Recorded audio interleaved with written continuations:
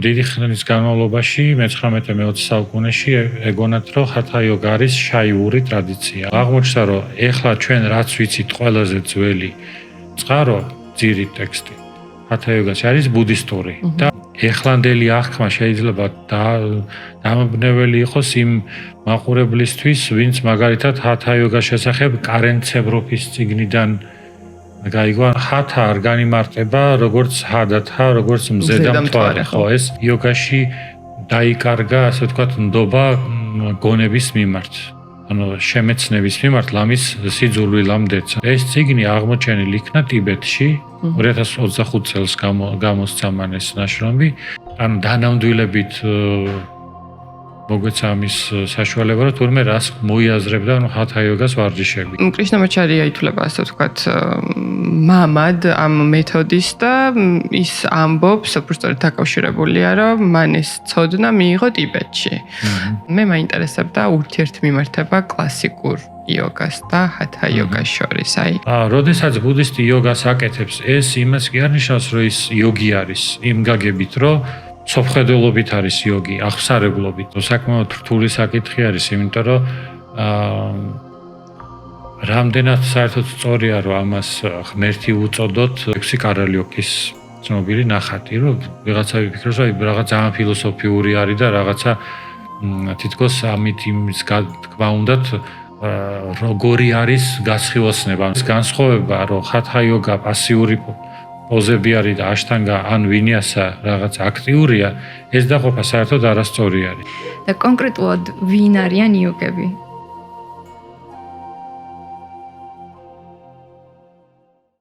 მოგესალმებით იოგას აკადემიის პოდკასტში. დიდი ხანია არ შევხვედრივართ, მაგრამ ეხლა ვფიქრობთ, რომ რეგულარულად განვაახლებთ ჩვენს პოდკასტებს, რომლებიც იქნება უფრო ფოკუსირებული იოგაზე, ფილოსოფიაზე და იმ გარემოზე, რომელშიც ეს კულტურული მოვლენა, რასაც ეწოდება იოგა, ჩამოყალიბდა. ჩამოყალიბდა ჯერ ინდოეთში, ხოლო მე-20 საუკუნიდან გახდა გლობალური მოვლენა. ამ პროცესში ძალიან ბევრმა ფაქტორმა მიიღო მონაწილეობა. მოდი სანამ დავიწყებდეთ, მოდი ვიტყვი, რომ ჩვენთან ერთად არიან ანი და მარიამი. მოგესალმებით. მოგესალმებით. გამარჯობა. ასე იგი, თქვენ გაქვთ ასევე შეკითხვები დღევანდელ თემასთან დაკავშირებით. ჩვენი დღევანდელი თემა იქნება უფრო, რომ დავაკონკრეტოთ, იქნება იოგას უფრო ღრმა გაგება, ხო? და ჯერ მივოვიხილოთ ცოტა ის თუ როგორ აღიქმება იოგა თანამედროვე სამყაროში, ან თუნდაც საქართველოში. მე ვფიქრობ, რომ ასევე ნაწილობრივი აღქმების შეცვლილიც არის, ანუ ვიდრე თქვა 20 წლის წინ. ეხლა უფრო მეტი ინფორმაცია არის, მაგრამ მაინც ალბათ იმ თვალსაზრისით, რასაც იოგას სიღრმე და ფილოსოფია მოიაზრებს, ალბათ მაინც საჭირო არის რაღაც დამატებით მუშაობა, რომ საზოგადოებაში მეტი ინტერესი გაჩნდეს და ამ მხრივ მეტი ყურადღება მიექცეს ამ საკითხებს. მოდი დავიწყოთ თქვენი შეკითხვებით. მოგესალმებით. მე მქონდა ჰათა იოგასთან დაკავშირებით ისტორიული კონტექსტის შესახებ საინტერესო იქნებოდა, რომ გვესაუბრა რა განასხვავებს კლასიკურ იოგას და ჰათა იოგას, ან რა ურთიერთკავშირი შეიძლება იყოს ამ ორ შორის, ამასთან დაკავშირებით. და როდესაც აშტანგა იოგაზე ვსაუბრობთ და ვამბობთ, რომ ესეც გარკვეულწილად ჰათა იოგა არის, რას გულისხმობთ ზუსტად ამის უკან? ანუ აშტანგა და ჰათა იოგა ეს რომ განვასხვაოთ, ხო? ჯერ ესეთი რაღაცა ვთქვათ, რომ როგორ აღიქმება საზოგადოებაში, როგორ განასხვავებენ აშტანგას და ჰათა იოგას. ჰათა იოგა ასოცირებული არის უფრო ნელ ასანებზე, სადაც ნაკლები დინამიკაა და აშტანგა ასოცირებული არის მეტად დინამიურ ასანებზე. რაღაც ესეთი ზოგადი გაგება არსებობს. ხო, მართალი არის კი, მაგრამ მოდი ასეთი რაღაცა თქვა, ანუ განმარტება, ანუ რა არის ჰათა იოგა. ჰათა იოგა პირველ რიგში თარგმანი არის ტავა იოგაც, ტავა იოგა არის მისი ტამილურ ენაზე, ასე ვთქვათ, მისი სახელწოდება, რაც ტავა ნიშნავს იგივე ტაპას, ანუ ძალისხმევას, ასკეტიზმს, ძალისხმევას და ეს არის მეთოდთა ერთობლიობა, ან ტექნიკების ერთობლიობა, რომლის მიზანიც არის ენერგიის მართვა და პრანის, ასე ვთქვათ, ცენტრალურ არხში შეყვანა, მათ შორის ჩაკრებზე და კუნდალინზე მუშაობის გზით მიღწევა საბოლოო სულიერი გათავისუფლების, რასაც ეწოდება რაჯა იოგა. ანუ ჰათა იოგა სინამდვილეში არ არის ფიზიკური ვარჯიშები. ფიზიკური ვარჯიშები ეს არის ჰათა იოგას ნაწილი მხოლოდ. ჰათა იოგა მოიაზრებს პრანაიამებსაც, ორგანიზმის გაწმენდ პროცედურებსაც, ცხოვრების წესსაც, მოიაზრებს სპეციფიკურ დიეტას, მოიაზრებს ასევე მუდრებს, ანუ ეზოთერულ, ასე ვთქვათ, ენერგეტიკულ ჟესტებს და манипуляციებს და მედიტაციებსაც, ანუ ეს არის სრული კომპლექსი არის, რომელიც შუა საუკუნეებში ჩამოყალიბდა და დიდი ხნის განმავლობაში მე-19-20 საუკუნეში ეგონათ, რომ ჰათა იოგა არის შაიური ტრადიცია, ანუ შაიური ტრადიცია ნიშნავს, რომ ეს შივას ტრადიციულ გარემოში ჩამოყალიბებული ტექნიკების ერთობლიობა იყო. მაგრამ უკვე 2000-იანების დასაწყისში, ანუ კვლევებმა აჩვენეს, რომ ყველაზე ძველი ტექსტი ჰათა იოგასი არის ამრიტა სიტხი, რაც არის ვაჯრაიანა ბუდისტური ტექსტი. ანუ აღმოჩნდა, რომ ეხლა ჩვენ რაც ვიცით ყველაზე ძველი წყარო ძირი ტექსტი ჰათა იოგაში არის ბუდისტური და არა ჰინდუ.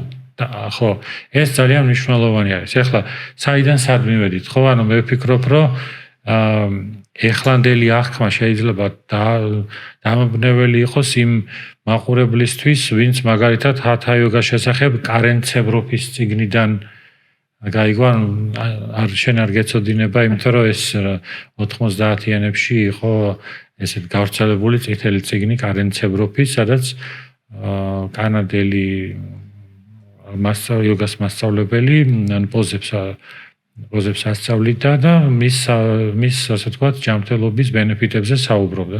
ძალიან მოკლედ, კომპაქტურად და კონკრეტულად. ასევე იყო ალექსი იაკობაშვილის წიგნი, ანუ ჰათა იოგა, სადაც ასევე პოზები იყო მოცემული და ძირითადად აი ჯანმრთელობაზე ორიენტირებული თვალსაზრისით. მაგრამ სინამდვილეში, ანუ ჰათა იოგა არის ეს. ჰათა იოგა არის, ასე ვთქვათ, ეზოთერული სწავლება. მრავალკომპონენტიანი, ხო, როგორც ახსენე, მუდრები, ჟესტები, ანუ სხვა ელემენტებსაც მოიცავს და ფიზიკური ასპექტი მხოლოდ ერთ-ერთი არის, ხო, როგორც აბსოლუტურად. ეს არის უფრო კომპლექსური და უფრო მეტი, ვიდრე მხოლოდ ფიზიკური ასანები და პოზები. რა თქმა უნდა, ანუ ჰათა თვითონ სიტყვა ძალისხმევას ნიშნავს, ან ძალისმიერ მეთოდს ნიშნავს. და ჰათა არ განიმარტება როგორც ჰადათა, როგორც მზედამთვარე, ხო, ეს მისი დიდი ალბათობით არასწორი ინტერპრეტაცია არის, არამედ ეს არის, როდესაც იოგაში დაიკარგა, ასე ვთქვათ, ნდობა გონების მიმართ, ანუ შემეცნების მიმართ, ლამის სიძულვილ ამდეც, ანუ ძველ ტექსტებში, აი მელინსონს აქვს ერთ-ერთი ტექსტი, რომ ანუ რაღაცნაირად აი შემეცნებითი ასპექტი იოგადან გადავარდა. და უფრო აი რადგან გონების მიმართ ნდობა არ არის, რომ მას შიგნიდან შეუძლია თვითგანწმენდა, ამიტომ საჭირო არის მისი манипуляция, ან რაღაც მეთოდების გამოყენება. რა თვალსაზრისით манипуляция, ანუ ეს ვარჯიშები არის წმინდა ტექნიკური საშუალება. ტექნიკური საშუალება არის ორგანიზმის, უბრალოდ სხეულის ენერგეტიკული არხების გაწმენდა. გასაგებია მივხვდი. აი, ხო, გსმენიათ თავშე ჩაკრები, კუნდალინი. ეს არის ასევე ჰათა იოგას, ანუ მთავარი რუკა არის. ანუ ადამიანის რუკა არის და ჰათა იოგა მხოლოდ ამ კონტექსტში არსებობს, რომ ეს არის, ასე ვთქვათ, სპეციფიკური ინსტრუმენტი ვაჯრაიანა ბუდიზმის. და ეხლა ეს ეს ახალი კვლევები გვაჩვენებს, რომ ანუ ბუდისტური ფესვები შეიძლება გქონდეს. ეს ისედაც მელინსონისა და ჯეისონ ბერჩის კვლევები 2000-იანებიდან მოყოლებული ამას ადასტურებდა ისედაც, რომ ეს ბუდისტური რო იყო ვიცოდით. მაგრამ თვითონ ამრიტა სითხიში არ იყო აღწერილი ის ჰათა იოგას ვარჯიშები. და ახლა ძალიან შორს წავედი ესე, მაგრამ უბრალოდ განვართავ, ჰათა იოგა რა არის და ის წარმოდგენა, რომ ჰათა იოგა არის პასიური პოზები, აი დიდხანს ჩერდები რაღაც პოზაში, ხო? ეგეთი რაღაცა მართალი არის, რომ ჰათა იოგაში დიდხანს ჩერდებოდნენ პოზებში. მე-17-18 საუკუნის ლიტერატურაში სადაც უფრო მეტი აღწერა არის, აი ვინ როგორ აპრაქტიკებდა ამას, ეგეთი აღწერები არის, მაგრამ აღმოჩნდა, რომ ჰათა იოგაშიც ასევე არის ძალისმიერი ვარჯიშები, რომელიც არის დინამიური. ანუ ვარჯიშები როგორც რაღაც სავარჯიშო კომპლექსი და შესაბამისად ის, რასაც წლების განმავლობაში ისედაც ხშირად ვახსენებდი ხოლმე, არაერთხელ დამიწერია, რომ ეს განსხვავება, რომ ჰათა იოგა პასიური პოზები არის და აშტანგა ან ვინიასა რაღაც აქტიურია, ეს დაყოფა საერთოდ არასწორი არის. ჰათა იოგაში შედის ფიზიკური ვარჯიშებიც, პრანაიამებიც, სტატიკურიც და დინამიკურიც. და თვითონ აშტანგა ვინიასა იოგა ვინც შეიმუშავა პადაფი ჯოისი მისი წიგნი ხო თარგმნეთ, იოგა მალაში, ის თვითონ ამბობს, რომ მისი წყარო არის ჰათა იოგა. ჰათა პრატიპიკას ციტირებს, ძირითადად ის არ ამბობს, რომ აშტანგა ვინიასა იოგა რაღაცა ასე თქვა სხვა წყარო არის. ამიტომ ეს შენ რადგან ეს აღმოჩენა ახსენე, ეს არის ერთ-ერთი იტალიელი კვლევრის მიერ გამოცემული წიგნი, სადაც აი ამრიტა სითხიზე, ესე ვთქვათ, ბუდისტურ იოგაზე დაფუძნებულ წიგნს გადაამუშავებს კრიტიკულად. ეს წიგნი აღმოჩენილი იქნა ტიბეტში 2025 წელს გამოსცა მან ეს ნაშრომი და ეს არის უკვე ამრიტა სითხის, მე-11 საუკუნის ამ ჰათა იოგას ძირი ტექსტის, განვრცობა. უფრო ასრვა, ასე ვთქვათ, ვარჯიში არის მოცემული ჰათა იოგასი. და ეს აჩვენებს, რომ თურმე ეს დანამდვილებით მოგვეცა ამის საშუალება, რომ თურმე რას მოიაზრებდა ჰათა იოგას ვარჯიშები. კარენ ცებროფიდან, ალექსი იაკობაშვილიდან, ასე ვთქვათ, ტიბეტურ თარგმანებში აღმოჩენილი, ასე ვთქვათ, ეს. და კრიშნამაჩარიასთან დაკავშირებითაც მქონდა კითხვა. ამ თავის მეთოდთან დაკავშირებით, საიდან აიღო. ჯერ ახსენი ვინ არის კრიშნამაჩარია არის მე-20 საუკუნის ინდოელი მე-20 საუკუნეში გარდაიცვალა მასწავლებელი, რომელიც იყო, ასე ვთქვათ, მასწავლებელი რამდენიმე იოგას მასწავლებლის, რომლებმაც განავითარეს და გაავრცელეს მეთოდი აშტანგა ვინიასა იოგას. ეს არის ფიზიკური სისტემა, ვარჯიშების სისტემა, რომელსაც დღეს მთელი მსოფლიო აპრაქტიკებს. ერთ-ერთი იყო პატაბი ჯოისი, როგორც წეგან ვახსენეთ, კიდევ იყო აიანგარი, კიდევ ყავდა დამავიწყდა ერთი მოსწავლის სახელი, რამდენიმე მოსწავლე ყავდა. და კრიშნამაჩარია დესიკაჩარი მისი შვილი არის. მისი შვილი იყო ასევე. და კრიშნამაჩარია ითვლება, ასე ვთქვათ, მამად ამ მეთოდის და ის ამბობს, უბრალოდ დაკავშირებულია, რომ მან ეს ცოდნა მიიღო ტიბეტში. და უბრალოდ აი მამაზეც არის რაღაც, ასე ვთქვათ, მსჯელობები და კითხვა როგორ მიიღო რა ვითარებაში და როგორ გადმოიტანა და როგორ შეიმუშავა ეს სისტემა, ფიზიკური პრაქტიკის სისტემა, რომელიც დღეს არის გავრცელებული. ხო, მართალია აბსოლუტურად, რომ კრიშნამაჩარია უწოდებენ თანამედროვე იოგას მამას და მან თქვა, რომ მე ეს ინდოეთში დაკარგული ტრადიცია, შეიძლება ასე ვთქვათ, ნაწილობრივ ან დიდწილად დაკარგული ტრადიცია იოგასი, განსაკუთრებით ჰათა იოგასი, მან თითქოს იმოგზაურა ტიბეტში, კაილაში და იქიდან ვინმე მასწავლებლისგან, რამა მოჰან ბრამაჩარისგან შეისწავლა ეს აშტანგა ვინიასა იოგა.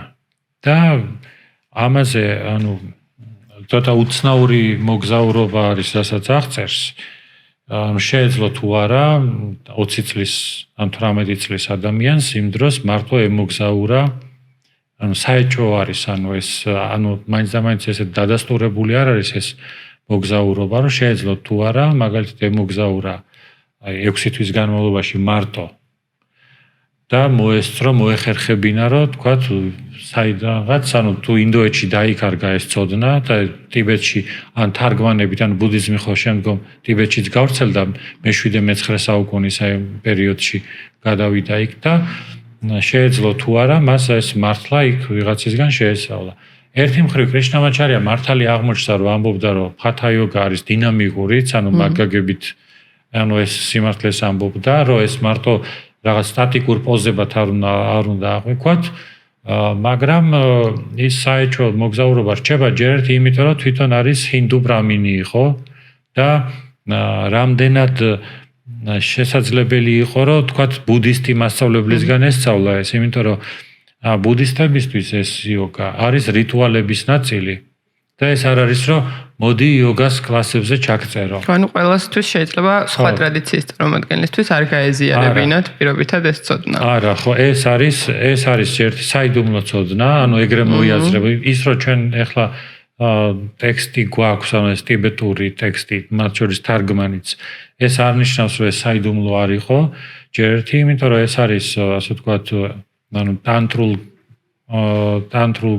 ასე ვთქვათ ფორმაში, ანუ ჩასმული ვარჯიშების სისტემა, ანუ ეს ეგრე არ არის, რომ რაღაცა აბონემენტი იყიდა იქ და არ მგონია, რომ რაღაც ანუ ესეთი აღქმა რელევანტური იქნებოდა. არც გამორიცხული არის, რომ მაგალითად შეიძლება თუ არა, რომ ბუდისტმა გადასცეს ჰინდუს, მაგრამ რო გადასცეს, აქ საჭირო არის ეტაპები. შეიძლება წლები. და ანუ ესე არ არის, რომ ვიღაცამ ჩააკითხა 3 თვეში და დაუშვათ ეგრევე რაღაც ვარჯიშები მიიღო.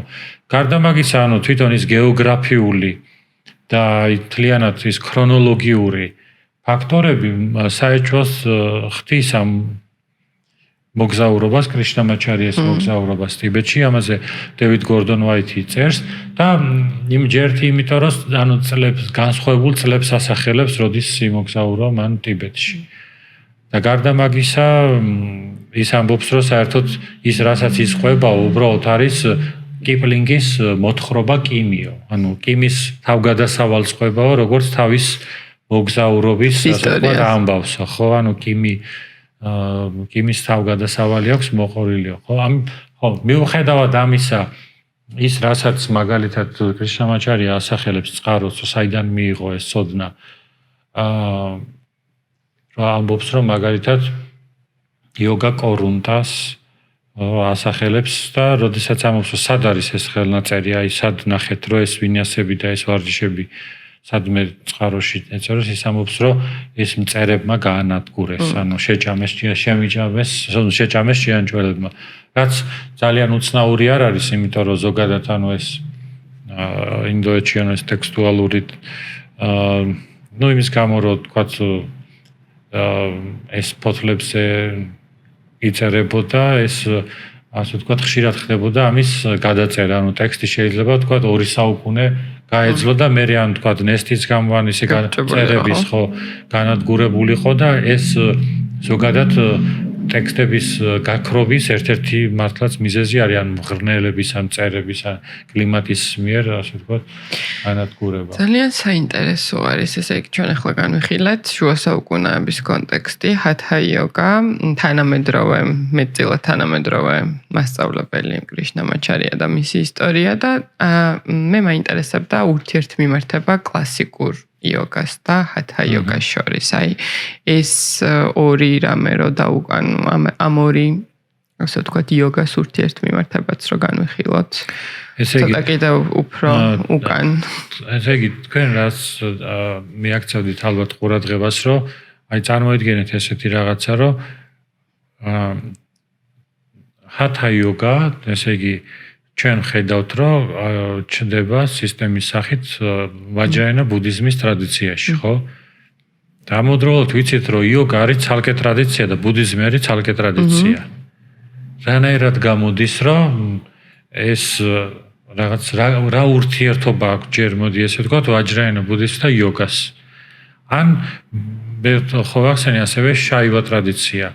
რომ ესე იგი თავიდანვე მაგალითად ჰათა პრადიპიკა ერთ-ერთი ფუნდამენტური ტექსტი ჰინდუ ჰათა იოგას ხო იქ პირდაპირ არის ანუ შივას დიდებით იწყება ეს ტექსტი ხო და შაივა ტრადიცია ანუ ცალკე ტრადიცია არის და რანაირად არის ჰათა იოგა ან ბუდიზმთან ან ზოგადად იოგას რა უნდა ბუდიზმთან ან იოგას რა უნდა შაივა ტრადიციასთან ესე იგი ამაზე ესეთი რაღაც შეიძლება ვთქვათ რომ ეს არ არის კლასიკური იოგა.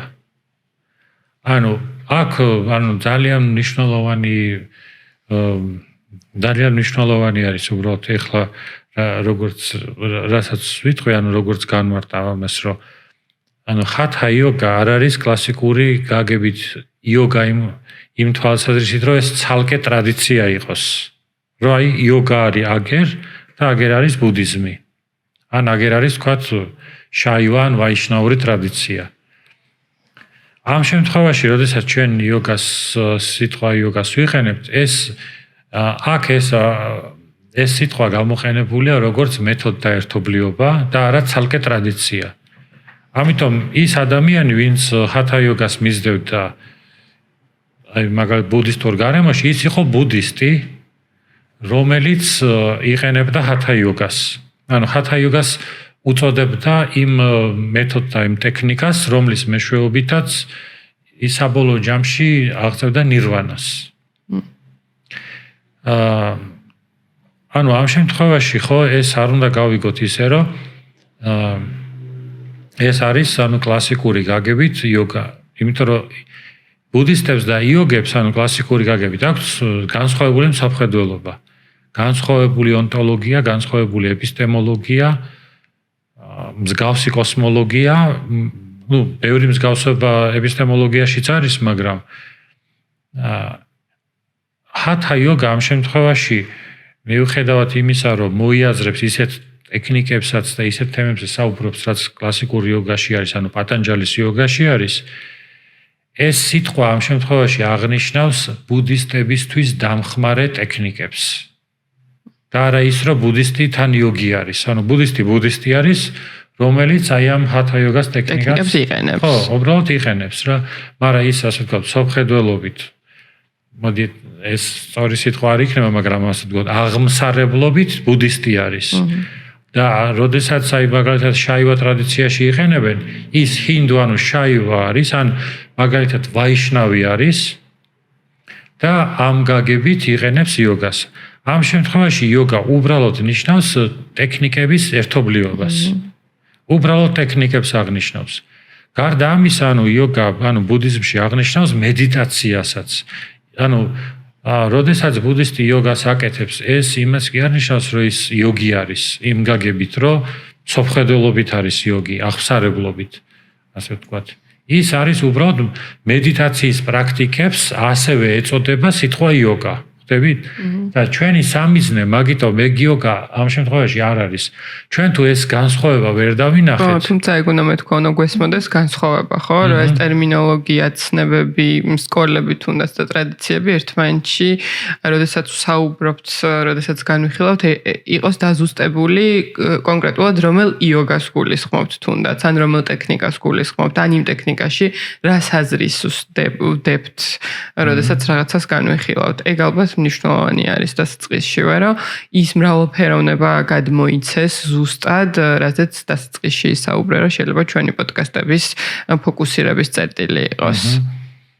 ხო, ანუ ძალიან იშვიათია, ანუ თითქმის ალბათ არ არსებობს, რომ ადამიანი იოგას მისდევდეს და რომელიმე რელიგიაში არ იყოს. ანუ ის ბუდისტი არის, რომელიც მისდევს, თქვათ, იყენებს, თქვათ, ტანტრას და თქვათ, რაღაცა, თქვათ, ჰათა იოგას ან სხვა რაღაც ტექნიკებს. ან მე თვითონ იოგა, როგორც ვთქვით, აღნიშნავს, აი მაგალითად ბუდისტი იოგინი ნიშნავს, რომელიც მედიტაციებს მისდევს.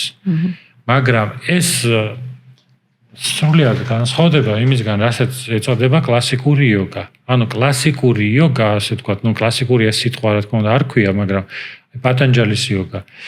ანუ პატანჯალის იოგა ნიშნავს როგორც ცალკე მდგომ ტრადიციას, რომელსაც აქვს თავისი მსოფლმხედველობა და რომელიც არ არის არც ბუდისტური და არც შაივა ტრადიცია. ყოველ შემთხვევაში კლასიკურ იოგაში, პატანჯალის იოგაში ეგეთი მიკუთვნებულობა არ ჩანს, რომ ის მაგალითად როდესაც საუბრობენ იოგები ღმერთზე, ან სრულყოფილ არსებაზე, ასე ვთქვათ რა, ან საბოლოოდ გათავისუფლებულ არსებაზე, რომ ამაში ან შივას გულისხმობდნენ, ან ვიშნუს გულისხმობდნენ, ან ვთქვათ სხვა რას გულისხმობენ. ეს არის, ასე ვთქვათ, ბაკანტური ღმერთიან, ასე ვთქვათ რა, ანუ თითქოს არ არის ანთროპომორფული, ანუ რაღაცნაირად ადამიანის ფორმა არ აქვს. ამიტომ თვითონ პატანჯალისთან თვითონ რას ნიშნავს თქვა სიტყვა იშვარა ან ღმერთი, ეს შეიძლება უბრალოდ გავიგოთ როგორც თავიდანვე გათავისუფლებული არსება, ან თავიდანვე გათავისუფლებული მე, რომელიც იოგისთვის არის იდეალი იმ გაგებით, რომ ის კი არ მას თაყვანს კი არ სცემს, ანუ ღმერთი ამ გაგებით კი არ არის, რომ თაყვანს სცემს და ასე შემდეგ.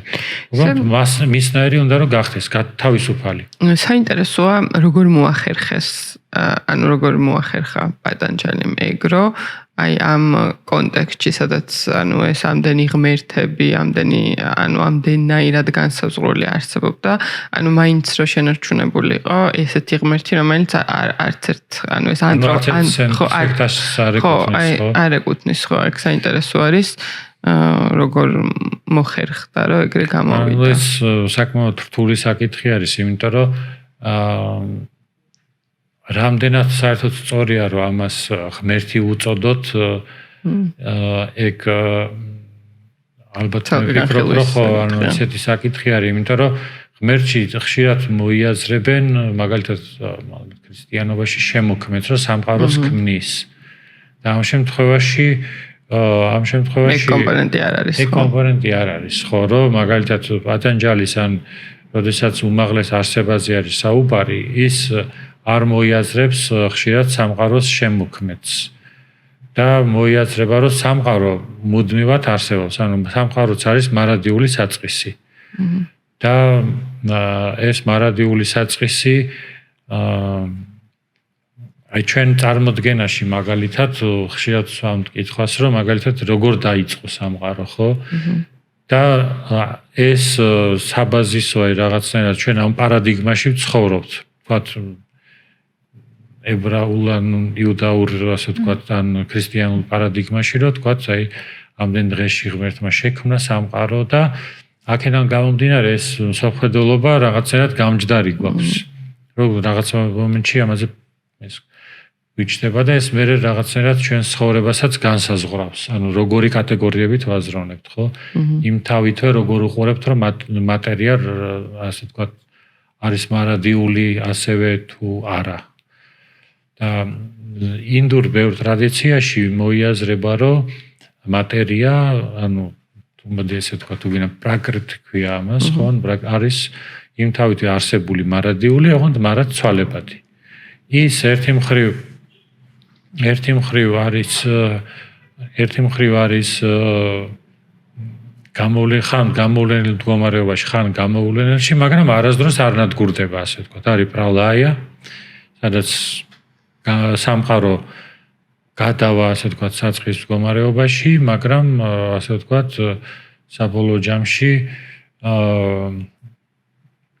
არ იკარგება არასდროს რა, ესე შეგვიძლია შევხედოთ. ამ პარადიგმაში უკვე ჩვენ რამდენად სწორი არის, რომ ღმერთი უწოდოთ იმას, ვინც თავისუფალია იმისგან, რომ ცვალებადობა და განუსაზღვრელობა მასზე აღარ მოქმედებს.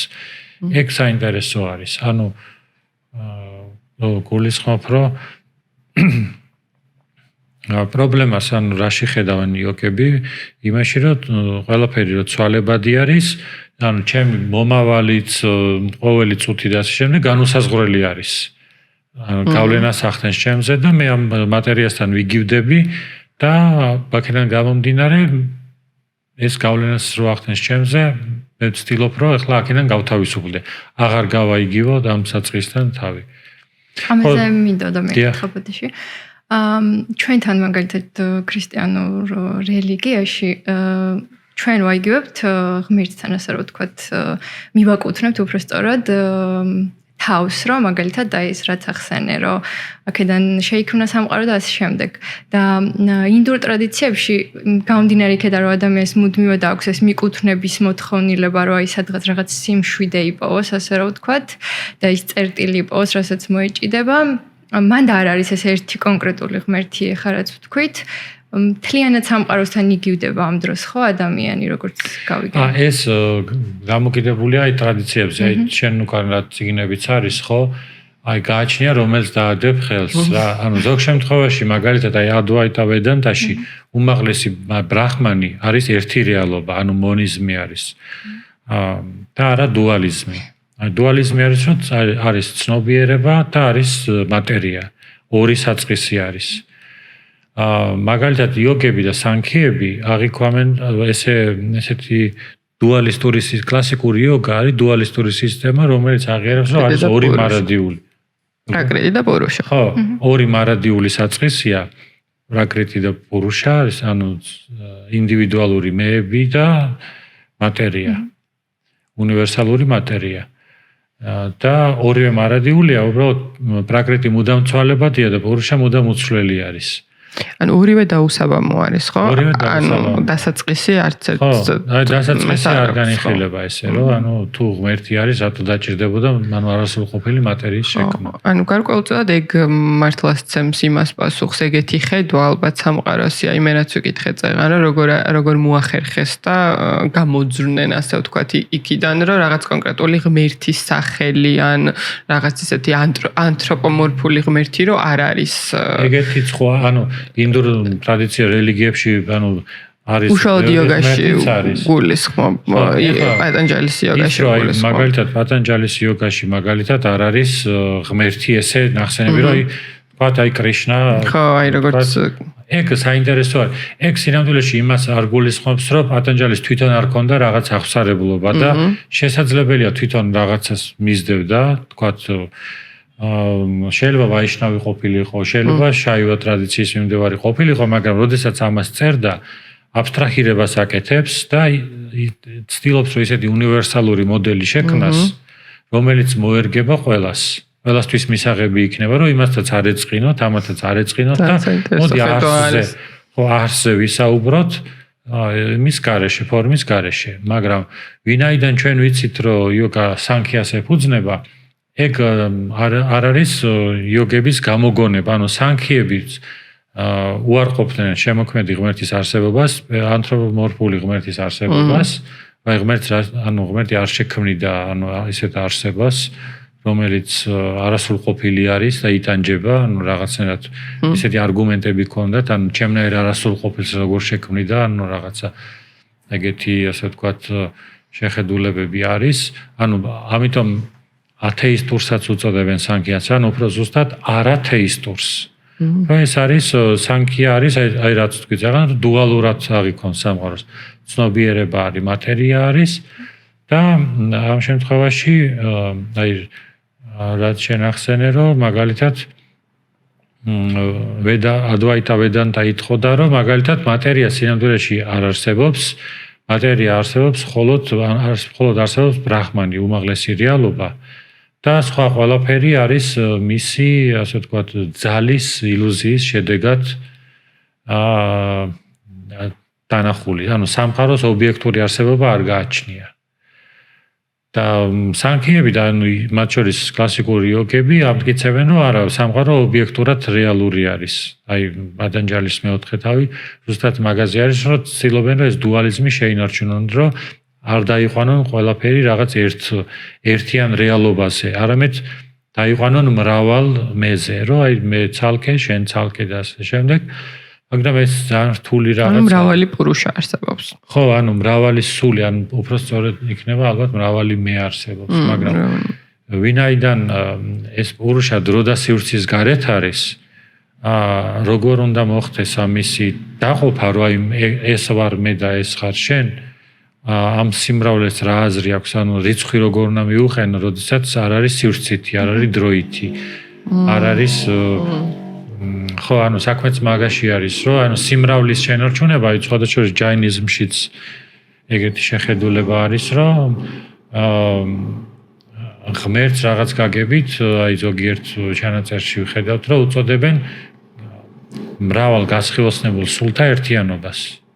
არა ეს სულები ხო რაღაც სივრცეში არ არიან, რომ აი დასხდა დაუშვათ 20 სული, ან 8 სული ერთად და რაღაცნაირად ეს წარმოიდგინო ღმერთად, ანუ დროის გარეთაც წარმოიდგენო, ანუ მაშინ ეს კატეგორიები, რასაც რაოდენობრიობა და თვისობრივი განსხვავება ეწოდება, ხო ძნელი წარმოსადგენი არის და ამიტომ ის რომ რაღაც ყველაფერი ერთიანი არის, ანუ ეს ერთიანობაც კი რთული წარმოსადგენია, მაგრამ ესენი ხო რეალურად ამაზე დებატობდნენ, მსჯელობდნენ.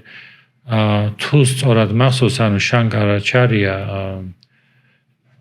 ბრაჰმა სუტრა ფაშიაში წერს, რომ ჩვენი ყველაზე უფრო ესეთი მოწინააღმდეგე სკოლა არის სანქია. ანუ სანქია იოგას ტრადიცია, რომ ტერი ასე ვთქვათ, რომ ეს არის დუალიზმს ქადაგებს, რომ ორი არის, ორი საწყისი არსებობს და ადვაიტაში, ანუ ეს ადვა ხო დვა ორს ნიშნავს. ადვაიტა ნიშნავს, რომ არა ორი. უარყოფის ნიშანია, ხო? ხო, უარყოფის ნიშანი არის და მაგას მოიაზრებს. ამიტომ ზოგადად ხანდახან ვფიქრობ, რომ აი წარმოიდგინე ესეთი რაღაც ამდენი ეს წარმოდგენაც, რომ თითქოს ინდური ფილოსოფია რაღაც აი ერთგვაროვანი რაღაც არის, რომ ყველა ბრაჰმანზე მე ვარ ბრაჰმანი და რაღაც ანუ ამას გადაგებენ, მაგრამ მეორე მხრივ შეიძლება იცი როგორი რაღაცა არის, რომ ეს შეიძლება თვითონ შინაგანად არც ფიქრობდნენ, რომ მაგალითად მე სხვისგან ძალიან განსხვავებულ რამეს ვქადაგებ, მაგალითად იოგები ბუდიზმდებისგან. მაგრამ ვინაიდან მათ ჭირდებოდა სპონსორები, რაღაცის თვალში თავი ხო უნდა მოეწონათ რაღაც ისეთი ფილოსოფიით. ანუ ეს ძალიან მნიშვნელოვანი იყო, რომ დამფინანსებელი, ანუ სპონსორი ყოლოდა და მათ შორის ეკონომიკურ და პოლიტიკურ კონტექსტსაც მნიშვნელობა ჰქონდა ამ ტრადიციების ჩამოყალიბების დროს. შეიძლება, აი მაგალითად, როცა საუბრობენ აი ძენ ბუდისტურ მხატვრობაზე, ხო? სინამდვილეში არ არსებობს ეგეთი. აი მაგალითად, თუ ძენ ბუდისტი, ან თქვა ჩინელი ძენ ჩან ბერი თუ დახატავს ნახავს, ეს ნიშნავს თუ არა ეს ბუდისტური არის. ანუ რავი, ანუ ბერმა შეიძლება თქვათ რაღაცა თაფლი გააკეთოს, ანუ თაფლის ეს წარმოება ღვინო გააკეთოს, ხო? ეს ანუ ხო ანიშნავს რაღაცა ქრისტიანული ღვინო არის, მაინც და მაინც რაღაც ანუ ქრისტიანული არაყი, მაგალითად, ხო? და უფრო თანამედროვე კვლევები აჩვენებს, რომ ძენ მონასტერში, ან ჩინეთში მაგალითად იყვნენ თქვათ ლიტერატორები, რომლებიც ან მაგალითად არისტოკრატია ასევე გატაცებული იყო ბუდიზმით, ისინი საეროპირებით ხატავდნენ ბუდისტურ თემატიკაზე და მაგალითად ბუდისტი ბერებიც ხატავდნენ საეროპირებისთვის, ანუ არისტოკრატიული ელიტისთვის მოსაწონ რაღაცებს, რომლითაც შეიძლება უბრალოდ ამათი მოხიბლა უნდათ, რომ ანუ რაღაცნაირად მეტი ყურადღების მიქცევა, მეტი სპონსორობა, სპონსორების გამონახვა და ასე შემდეგ. ერთი მხრივ ძალიან მაგარი მხატვრობაა, ძალიან თითქოს ზოგი მინიმალისტური, ანუ ისიც არასწორია, რომ თქვათ აი ძენ ბუდისტური, ავიღოთ რა, ეს მაინც და მაინც მინიმალისტური მხატვრობაა და რა, ანუ ბევრნაირი არის და აი ცნობილი მაგალითად აი დავით შერგელაშვილმა გამომიგზავნა ამასინა, თქვათ აი 6 კარალიოკის ცნობილი ნახატი, რომ ვიღაცა ვიფიქროს, რომ აი რაღაც ძალიან ფილოსოფიური არის და რაღაცა თითქოს ამით იმის თქმა უნდათ როგორი არის გასხივოსნება, ანუ სიტყვებით ვერ გადმოსცემ და რაღაცა აბსტრაქციით შეიძლება. ხო და აი მე უბრალოდ რატომ მოვახოლე, რომ ბევრი რაღაცა, რასაც თქვათ იოგები აკეთებდნენ, თქვათ ბუდისტები აკეთებდნენ, რა სხვადასხვა ტრადიციის ხალხი აკეთებდა, მათ შორის შეიძლება გააკეთებინათ, იმიტომ რომ ყურადღება მიექციათ იმიტომ რომ მათ გარეშე დაფინანსების გარეშე ან მფარველობის გარეშე ეს მონასტრები ეს ტრადიციები ვერ იარსებებდა. ამიტომ ის დებატებში გამარჯვებაც მაგალითად ესეც არსებითი იყო რა. ამიტომ მე არ გამორიცხავ რომ ისინი ესე არ ფიქრობდნენ რომ ძალიან განსხვავებულ რაღაცას ვამბობთ. შესაძლებელი არის რომ მართლა ეგრე ფიქრობდნენ რომ აი რადიკალურად ვფიქრობ რომ მართლა ისინი ცდებიან და მე ვამბობ ან სწორად აღწერ რეალობას, ხო? ძალიან საინტერესო არის ეგ კონტექსტები, მაგის გააზრება. სხვადასხვა აი ეს ან ჩემი აზრით ახლა ვისაც უბრალოდ ის იოგა აინტერესებს რომ ვთქვათ რაც ასევე ძალიან მნიშვნელოვანია ვთქვათ იოგა თერაპია, იოგას ვთქვათ ვარჯიშები ეს ძალიან სასარგებლო არის, მაგრამ ანუ ვინც თulis რომ აი საფხედველობით იოგი არის, ხო?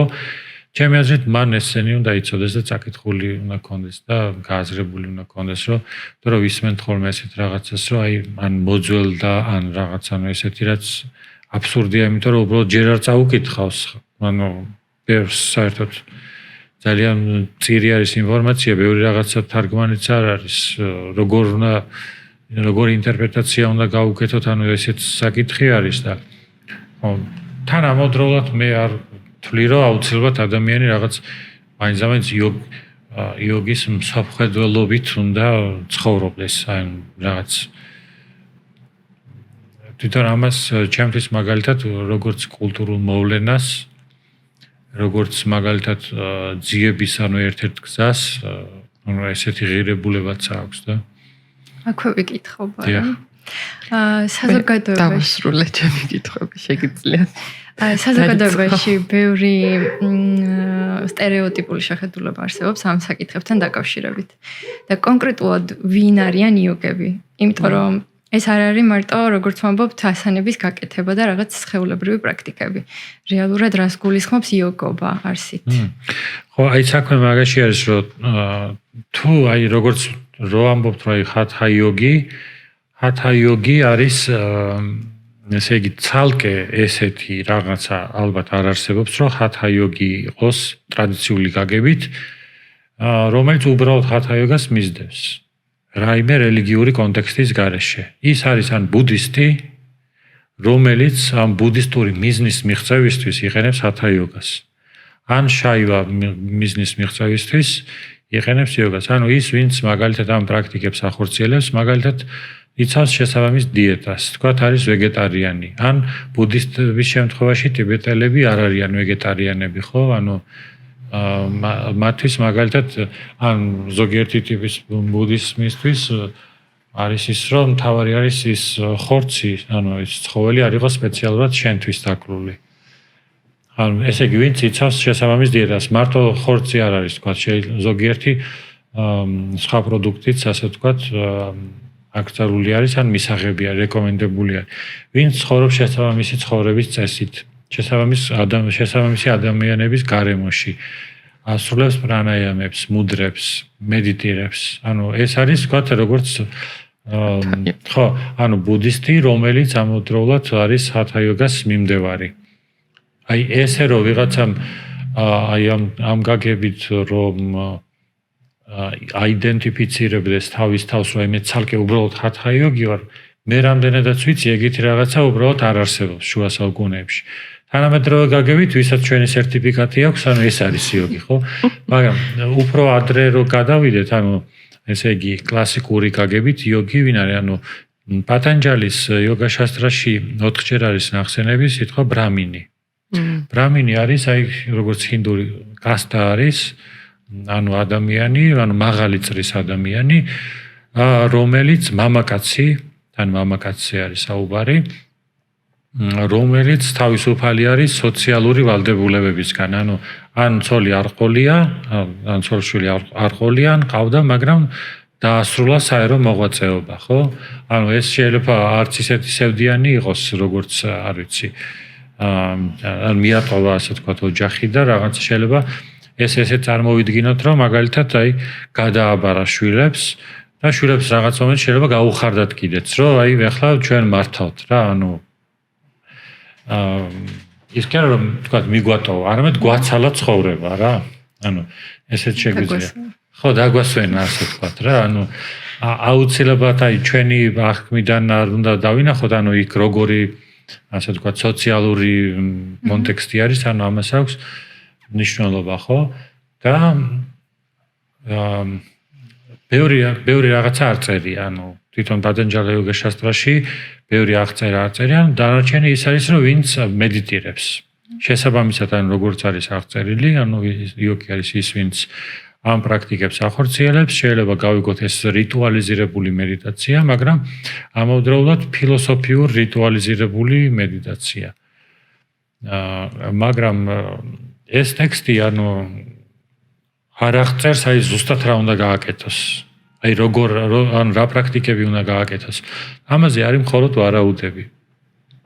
ანუ სხვა კომენტატორები, ასე ვთქვათ, როდესაც აი ამ ტექსტზე კომენტარებს აკეთებენ, ძალიან განსხვავებულ რაღაცებს წერენ. და შეიძლება ჩვენ არც ვიცოდეთ ნამდვილი იოგა კლასიკური გაგებით, საერთოდ უფრო კონკრეტულად და ზუსტად რას გულისხმობდა რა. იმიტომ რომ დღეს აი მე ახსენე კიდეც რომ იოგები ასე ვთქვათ, აი კლასიკური გაგებით, ანუ არ არსებობენ. ანუ ეს არის დაკარგული ტრადიცია. აი ვისაც ყველაზე ისეთი მე-20 საუკუნეში ერთი ადამიანი იყო, ვისაც პრეტენზია ჰქონდა, რომ პატანჯალის ამ კლასიკურ იოგას მიმდევარი იყო რა, სანქია იოგას მიმდევარი. ჰარი ჰარანანდა არანია, მაგრამ მე როგორც აღმოჩნდა, თვითონ ცხოვრობდა ანუ ხელოვნურ გამოქვაბულში, ანუ ოფისში, მაგრამ ნუ ასე ვთქვათ, დუმარებაში და ასე ვთქვათ, ჩაკეტილი, ანუ მისი ტექსტები, კომენტარები ძალიან მნიშვნელოვანი არის, ანუ მეც ვეხმობი, ანუ მის ინტერპრეტაციებს, ანუ ყურადღება მისაქცევი არის, ანუ ნამდვილად, მაგრამ როგორც აღმოჩნდა, ანუ მას არც ერთი იოგი არ უნახავს. ანუ აი უпростоრედ არ არის ესე ცნობილი, რომ მაგალითად აი თქვა აი პატანჯალი აქ იყო, მე მას ყავდა აი ეს მოსწავლე, ანუ ესეც არ ვიცით საერთოდ. კონკრეტულად საცხოვრობდა. ეხლა ბინის ნომერს და იმას თქვა არ გულისხმობ, ხო? ანუ საფოსტო მისამართს. ანუ ზოგადად რეგიონიც კი, ანუ არის ვარაუდი, რომ ის მაგალითად ახსენებს ვინთიას მთათა სარტყელს. და აქედან გამომდინარე გეოგრაფიულად, აი შუა ინდოეთში არის ეს მთები ვინთი, ანუ შედარებისთვის ამაზე წერს და ალბათ ვთქვათ ჰიმალაებთან კი არ ცხოვრობდა, უფრო ვინთიას სარტყელთან, იმიტომ რომ ვთქვათ რაღა ამის მაგალითს მოიყვანდაო, ხო? ან ესეც ვარაუდი არის, რომ ის ვთქვათ რაღაც ოკეანის სანაპიროსთან ცხოვრობდა, აი ამ ასე ვთქვათ დასავლეთ ცენტრალური ინდოეთის ეს ძალიან უბრალოდ ვარაუდი არის ესეთი. შესაბამისად, ანუ ისიც არავინ არ იცის, რომ აი რეალურად ეს ხაზი საერთოდ გაგრძელდა, ანუ ან პატანჯალი მაგალითად უფრო დიდი ალბათობა არის, რომ მან ეს იოგას სისტემა კი არ შეიმუშავა, არსებობდა ანუ ეს იოგა, მაგრამ ჩვენ არ ვიცით მან რა დოზით გადააკეთა. მანამდე როგორ ესმოდა, თან მაგალითად ბჰაგავად გიტაში ხო არის თქვათ იოგა აღწერილი.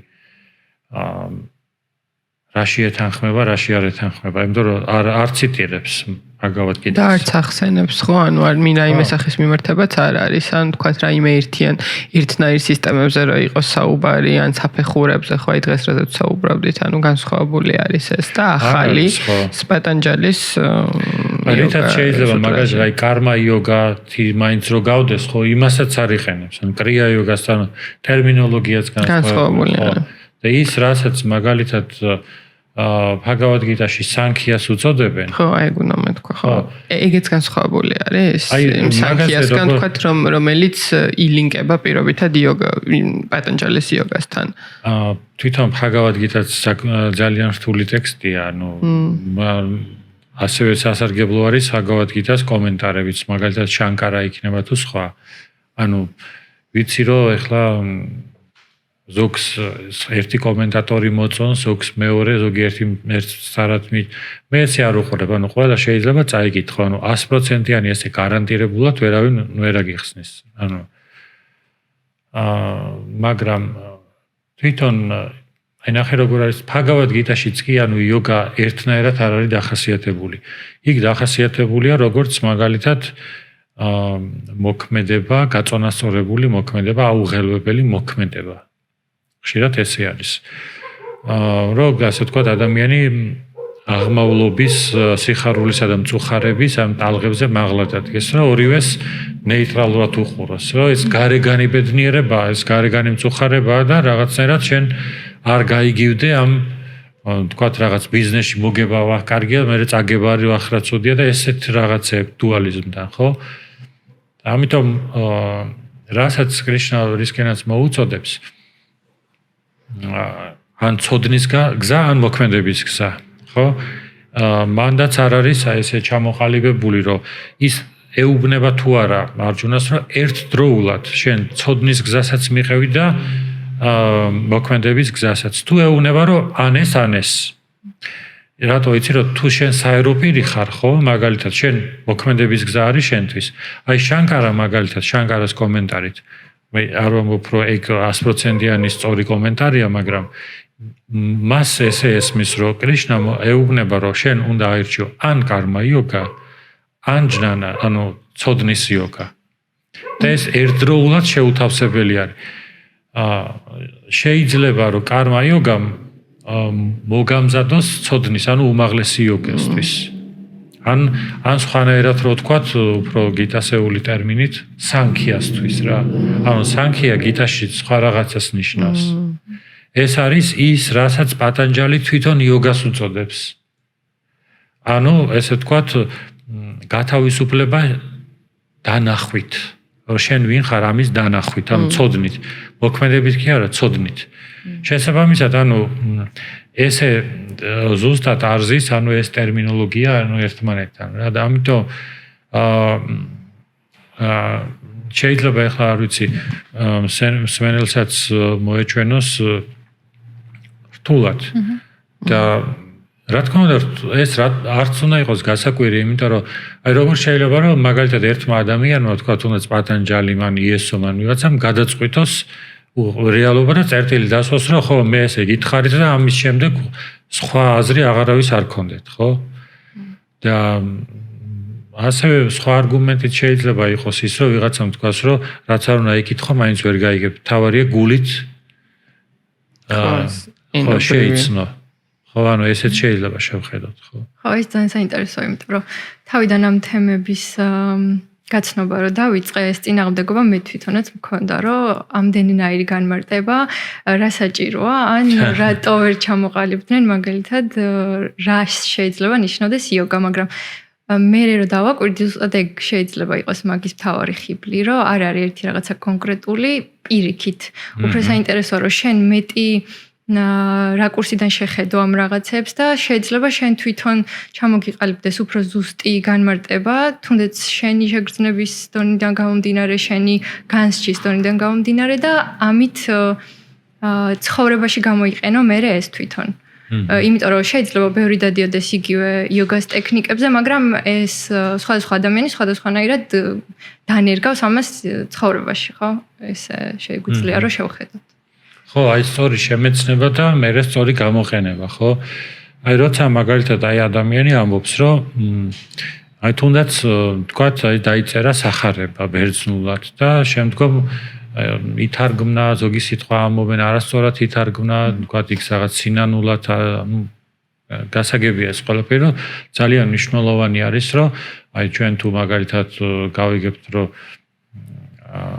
მაგალითად მეტანოია სიტყვა სინანული არა ემოციურ დანაშაულის შეგრძნებასთან არის კავშირში, არამედ ხედვის შეცვლასთან, ხო? რაც მაგალითად თუნდაც იოგები რასაც ცდილობენ, ეს არის ხედვა შეცვალე და აი როცა ამობენ სარვა დუქამ, რომ ყველაფერი ტანჯვა არის, ან მაგალითად ცხოვრება თლიანობაში ჯამურად ტანჯვა არის, ეს შეიძლება ესე გავიგოთ, რომ ვიღაცისთვის მაგალითად ვიღაცის ხედვიდან გამომდინარე ეს სიამოვნება, ვიღაცის ხედვიდან გამომდინარე, აი დღეს რო ლექციაზე მოვიყვანე მაგალითი, რომ თქვა ნარკოტიკი ვიღაცისთვის შეიძლება ასოცირდებოდეს მხოლოდ სიამოვნებასთან და ვიღაცა ხედავდეს ამას პერსპექტივაში როგორც აი მთლიანობაში როგორც ტანჯვას. ხო, ბევრი რაღაცა არის უშუალოდ ანუ ხედვაზე. ხო, ეს რატომ მოვიყვანე, რომ აი რა გზა არსებობს, რომ მაგალითად ესეთი ტექსტები გაიგოს. ვთქვათ, ენა შეისწავლოს, ხო? აი მაგალითად მე მუშაობ სანსკრიტზე, ხო? ენა შეისწავლოს, კომენტატორები იკითხოს, ხო? და მე არის რომ მაგალითად არის რომ თვითონ უშუალოდ განიცადო, გულით. ანუ შეიძლება ვიღაცამ თქვას, რომ ეს საერთოდ არაფერში არ ჭირდება ტექსტები. რომ შენ იესო უნდა იგრძნო გულით, ხო? მაგრამ ამაზე ესეთი რაღაცა უნდა თქვათ, რომ რატომ მაინც და მაინც იესო? იქნება მუჰამედი. ხო, აი თვითონ ეს არის უკვე წინასწარ დაშვება, რომ ქრისტიანობა კარგია, იესო კარგია და ეხლა ერთადერთი იზღა დარჩა, რომ უბრალოდ გულით უნდა იგრძნო. დები, აი ესეც ხო გონებამ წინასწარ დაუშვა, რომ აღიარა, რომ ეს არის ეტალონი და საზომი რაღაცით.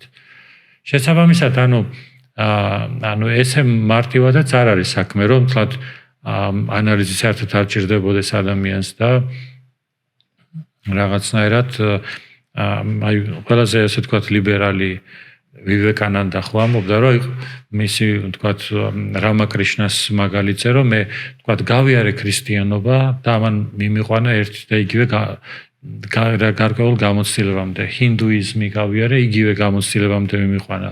ანუ სხვადასხვა გზებით ერთი და იგივე გამოცდილება მივიღე. და ვივეკანანდა როცა საუბრობს ასევე ამაზე, რომ ყველა რელიგია ერთია, ის გულისხმობს ყველა რელიგია ჰინდუიზმი. ყველა რელიგია ჰინდუიზმია. ანუ იოგაზეც როგორ საუბრობს, იცი რა, მაგალითად ამბობს, რომ იოგების, პრანა ხო, სასიცოცხლო ძალა არის, ისი მეშვეობითაც შეიძლება აიხსნას მაგალითად ტელეპათია და ასე შემდეგ რაღაც ზებუნებრივი უნარები, ხო? მაგრამ ესეთ რაღაცას ამბობს, რომ იმათ უბრალოდ არ ესმით, აი მაგალითად არის ვთქვათ გარკვეული ეზოთერული წრეები. იმათ არ ესმითო, მაგრამ ისინი იოგურ ძალას იღენებენო. ანუ ძირად მაინც იოგას აღიარებს. როგორც ბაზად, აი როგორც ყველა რელიგია ერთია, ერთია გულისხმობს ყველა რელიგია ჰინდუიზმია. რომ უბრალოდ იმათ არიციან სახელები. ხო, რომ ეს ის არის, რაც აქ არის, რაღაცას თქო. იგივე არის, რომ ვიღაცამ თქვას, რომ აი მაგათაც ყველა ღმერთი ერთი არის, მას იესო ქვია, უბრალოდ იმან ეს სახელი ვერ გაიგო და გადაარქვა სხვა სახელი. ხო, ესეთი რაღაც არის, რომ აი რა მნიშვნელობა აქვს რა სახელს დავარქმევთ, მაგრამ საბოლოო ჯამში რომელიღაცა ერთი თეორიით ხსნიან ამას. ხო, მაინც ასე ვთქვათ ვივეკანანდა, მაინც ყველა ეზოთერულ მიმდინარეობას მაინც იოგას ჩარჩოთ იხსნის.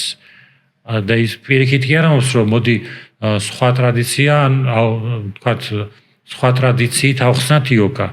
რაღაცნაირად ძირი მაინც ვთქვათ ზოგ შემთხვევაში აი რაჯა იოგა წიგნი, რაც მე ვთარგმნე, რაჯა იოგაში ბაზა მაინც ესა აქვს რა, ასე ვთქვათ იოგა პრანით თეორიით ხსნის, ასე ვთქვათ ამ რაღაცას რა. და ეგეთი გენერალიზების დროს მე სინამდვილეში იკარგება რეალურად ის ნიუანსობრივი განსხვავებები და ის მრავალფეროვნება, რომელიც შეიძლება რა კონდეს თითოეულ რელიგიას, თითოეულ ტრადიციას, თითოეულ კულტურას, რაღაც ყველაფრის გაერთიანება ყოველთვის კარგი იდეა არ არის. ხო, ხანდახან შეიძლება რომ მართალი იყოს, აი მე ხო ესეთი რაღაცა ვთქვი, რომ შესაძლებელია რომ მაგალითად აი არის ბუდისტი, არის იოგი ან სანქია. მათ აქვთ ერთმანეთში დებატები. ამ დებატებს აწყობენ თქვათ არისტოკრატები, ხო? დებატები შეიძლება იყოს ორკვირიანი, ერთთვიანი. აქედან გამომდინარე არის საპრიზო ფონდი და აქედან გამომდინარე ეს ცოტა შეიძლება ბევრმა არ იცოდეს, რომ ეს თქვათ ინდურ ტრადიციაში ეს ჩვეულებრივი რაღაცა იყო.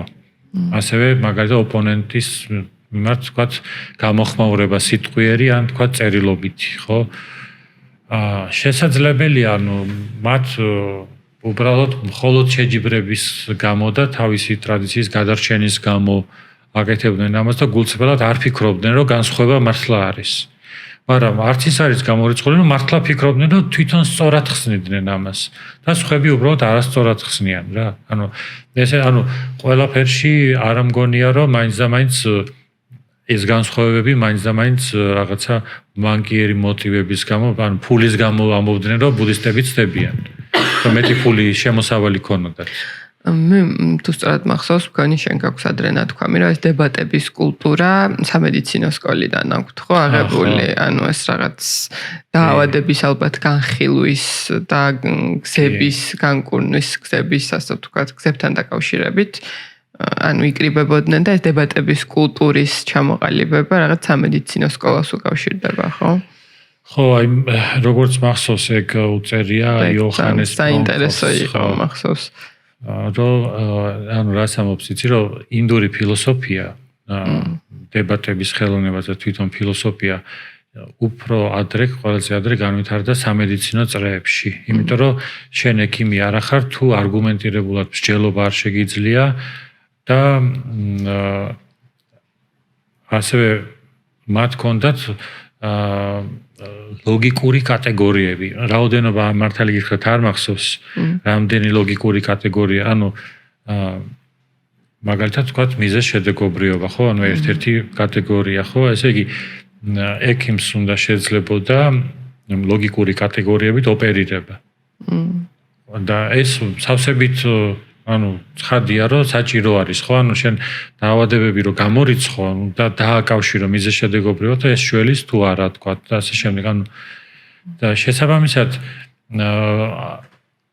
ანუ სავარაუდო არის, რომ ბევრი რაღაცა ანუ მედიცინიდან აიღეს ბუდიზმმა, ასევე ვიცით, რომ მაგალითად აი გილდიებიდან აიღეს ტერმინოლოგია, ანუ მაგალითად აი სტრუქტურა. თქვა აი სამქროს ეს რაღაც რო წარმოვიდგინოთ, ხო? თქვა რაღაცა გილდია, რომელიც ასე ვთქვათ, აი არის გილდიის ოსტატი. ეს ინტერესანტია. ხო, თვითონ ტერმინიც, ანუ აჩარია თვითონ, ანუ გილდიის ტერმინი არის და რაღაც ასე ვთქვათ, სტრუქტურა ხო არის, ვთქვათ, აი ბერი და ბერების იერარქია. იერარქია, ხო, და ეს ურთიერთობები. ხო, აი რაღაცა ვთქვათ, სტატუსები და ასე შემდეგ. ამიტომ ჩემთვის მაგალითად ეს ძალიან საინტერესო არის, აი თვითონ რო ვკითხულობ, რომ ანუ ისე კი არა, აი მაგალითად ბუდიზმი მარტო თავის თავში ჩაკეტილად იყოს საინტერესო. არა, აი ბუდიზმი საინტერესო არის, აი მათ შორის ბუდიზმი და თქვათ, აი როგორც ვთქვით, ძენ ბუდისტური თქვათ მხატვრობა, კულტურა, რომ მაგალითად რა გავლენები ქონდათ, თქვათ ზოგადად ჩინურ კულტურას, თქვათ ბუდიზმზე,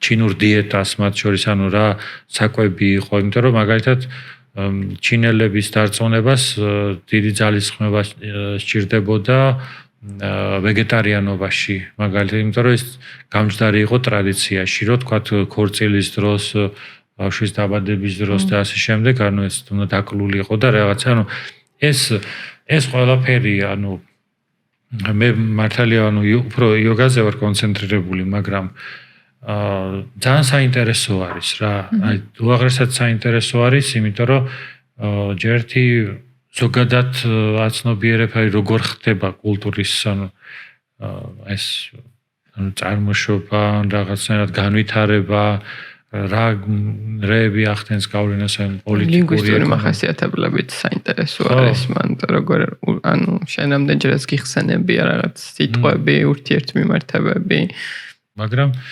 მოდი ეს საკითხები შემდგომ პოდკასტში განვიხილოთ, ანუ დღეისთვის მოდი დავასრულოთ. მადლობა რომ გიყურეთ და დროებით შეხვედრამდე. მადლობა დროებით.